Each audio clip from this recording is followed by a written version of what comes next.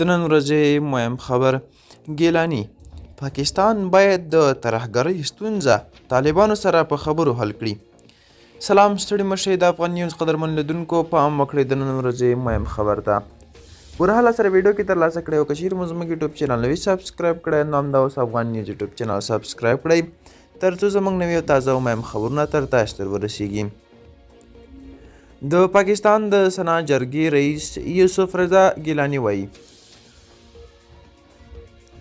هیواد یې د ترهګرۍ له ستونزې سره مخامخ دی او باید دا ستونزه له طالبانو سره د خبرو له لارې حل شي.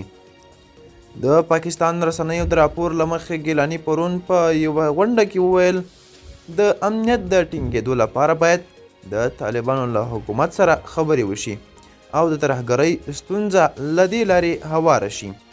پاکستان تور پورې کوي چې طالبانو د ټي ټي پي غړیو ته پناه ورکړي خو طالبان د پاکستان تور ردوي او وایي چې پاکستان د خپلې ستونزې په خپله خاوره کې حل کړي.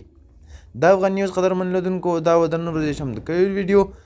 که غواړئ نور تازه او مهم خبرونه ترلاسه کړئ نو همدا اوس زموږ یوټیوب چینل سبسکرایب کړئ. تر بیا ښې چارې ښه وخت.